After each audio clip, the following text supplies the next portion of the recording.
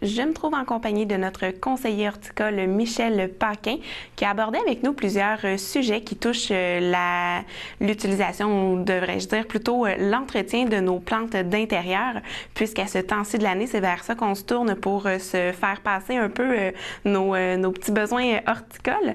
Alors, bonjour Monsieur Paquin. Bonjour. Donc, aujourd'hui, on va aborder un peu plus ce qui concerne la taille de nos plantes d'intérieur. Donc, les tailler selon qu'elles ont pris beaucoup d'ampleur ou encore les plantes tombantes qui tombent très bas. Alors, de quelle façon ça fonctionne? À quel moment on sait que c'est maintenant le moment de tailler notre plante? Bien, quand on avait choisi un emplacement pour notre plante, puis qu'on l'a déposé là, puis ça a fait l'affaire, comme on dit, pendant plusieurs mois, tout à coup, on se rend compte qu'elle arrive dans le rideau, puis elle arrive dans la fenêtre, puis elle arrive vers d'autres choses. Puis ça nous déplaît. Là, on se dit, elle a plus trop de dimensions, trop d'ampleur et ça ne fait plus mon affaire. Donc, il ne faut pas hésiter et il ne faut pas avoir peur à faire de la taille. Mais on le fait comment, par exemple? Alors, si on a une plante, naturellement, ça va dépendre toujours du genre de la plante. Okay. Si on a des plantes retombantes avec beaucoup de petites repousses partout, bon, ça va être facile. On va pincer le bout pour enlever un peu de longueur. OK. Alors, ou on va tailler avec un ciseau ou avec un sécateur si on veut aller un peu plus loin. On va tailler, dans une tige, il y a des feuilles. On taille jamais entre les deux. On va tailler tout près des feuilles pour ne pas laisser un petit bout qui va sécher et qui va enlever l'aspect décoratif. Donc, on va aller tailler près des feuilles. Si on fait une petite taille parce que notre plante pousse bien, mais on voudrait qu'elle soit plus ramifiée, on va juste pincer la nouvelle repousse qu'on voit émerger des autres feuilles plus grandes. On va pincer le bout de la tige de la nouvelle pousse, dans le fond? Oui, c'est ça. Ça va faire en sorte qu'elle va prendre moins de longueur? Elle va prendre moins de longueur, elle va probablement se séparer. OK. Donc, elle va ouvrir et elle va devenir plus fournie, plus remplie. Mais ça, c'est selon le genre de la plante. Si on trouve qu'elle est vraiment trop longue puis que juste un petit pinçage ne sera pas suffisant, bon, on va aller raccourcir un peu plus loin. Jamais ne tailler plus d'un tiers de l'ensemble de la plante à la fois.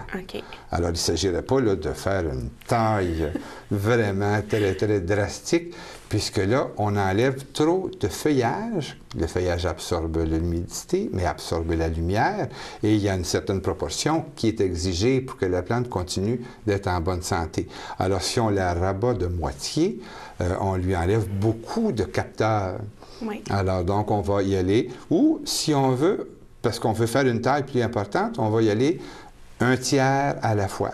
Alors, on entaille un certain nombre de tiges, on laisse la plante progresser. Quand on voit qu'il y a des nouvelles repousses qui ont commencé à se manifester, bon, on va aller vers d'autres pour arriver une dernière fois par après à aller tailler les dernières qui restaient. Alors là, on a vu que notre plante a commencé à prendre une meilleure ampleur, une bonne dimension. Mais tout ne se fait pas de cette façon-là. Quelquefois, ce sont des plantes qui poussent en hauteur. On ne peut pas les tailler de cette façon-là. Alors là, à ce moment-là, pour la diminuer, on va procéder d'une autre façon. On va sortir la plante, on va s'installer sur une table avec du papier journal ou du plastique. On sort la plante, on la dépose et on va enlever une tranche de terre. Ah, OK. Une tranche de terreau et de racines, naturellement, sur tout le contour, et même qu'il y aura probablement des branches là, qui s'enlèveront là, dans les repousses, et on va enlever en dessous, et on va la remettre dans son pot, son même pot, avec du terreau nouveau, et on va la réasseoir dedans, on va tasser la terre comme il faut tout autour. Ce n'est pas compacté, c'est simplement tassé. Quand on plantait à l'extérieur, c'était pareil. Oui, c'est vrai. On tassait la terre pour ne plus qu'il reste de bulles d'air, mais là, c'est pareil pour une plante d'intérieur. On tasse le terreau comme il faut et on va remettre la plante et qu'elle soit donc en bonne position et en bonne dimension après ça pour prendre une ampleur nouvelle. On parle de transplantation dans le cas d'une taille d'une plante qui pousserait en hauteur, mais il y a également des moments où c'est suggéré de transplanter une plante, de la changer de pot, habituellement pour un pot plus grand, évidemment, quand les racines ont pris de l'ampleur. À quel moment on se rend compte qu'une plante a besoin d'être transplantée? C'est quand, justement, la proportion est devenue trop disparate. Alors là, on a une plante qui est vraiment très grosse, mais là, on est resté avec un petit pot. Ou quand on place le doigt, puis qu'on n'est plus capable de faire pénétrer notre doigt dans le terreau parce qu'il y a trop de racines. Okay. C'est un indice. Quand les racines sortent abondamment du fond du pot, okay, c'est un indice. Alors ça, donc, il faut pallier ou que la plante pousse plus beaucoup, que les feuilles qui poussent, elles sont rendues plus petites okay, que celles qui poussaient auparavant. Ça peut être donc, un signe aussi. c'est un autre signe. Alors là, à ce moment-là, on va procéder à la transplantation. Si on veut garder notre plante telle qu'elle était, sans la diminuer de grosseur, ben oui, on va la sortir de son pot. On va choisir un pot qui va être 2 pouces ou 5 cm plus grand, donc un pouce de chaque côté, et on va la placer dans ce nouveau pot-là en ayant encore une fois du terreau nouveau en dessous et du terreau nouveau sur tout le contour.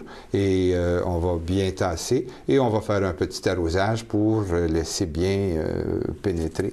Et là, les racines nouvelles vont aller se développer dans le nouveau terreau. Et là, on va sentir que la plante est regaillardie, excusez-moi, pour avoir un bon développement.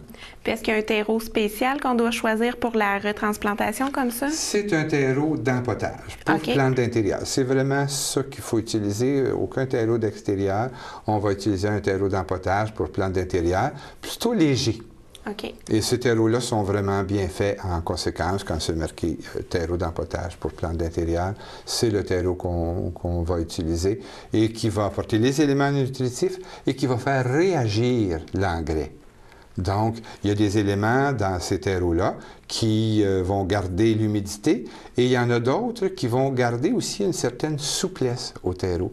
Alors, un terreau qui se compacte, qui vient dur, ce n'est pas tellement facile pour les racines qui sont toutes petites et toutes frêles d'aller faire leur espace dedans. Donc, les terreaux d'empotage sont souvent un composé qui va avoir de la terre, oui, mais il va avoir du perlite, il va avoir du vermiculite, il va avoir un peu de mousse de tourbe. Et ces petits points blancs-là, partout qu'on voit dans le terreau, ce sont ces points-là qui vont garder une certaine souplesse et une certaine aération aussi. Okay. Et éviter que le terreau ne soit trop compact, qu'il ne soit trop dur. Pour l'extérieur, bien, on l'a utilisé, un terreau de transplantation et qui avait un peu ces mêmes proportions ou ces mêmes atouts, mais pour une plante d'intérieur, c'est autrement, mais c'est en même temps un peu dans le même genre, si on veut. Parfait. Bien, en tout cas, un gros merci de ces éclaircissements-là sur nos plantes d'intérieur, plus spécifiquement la transplantation. Il y aura moyen d'élaborer un peu davantage encore le sujet des plantes d'intérieur lors d'une prochaine chronique.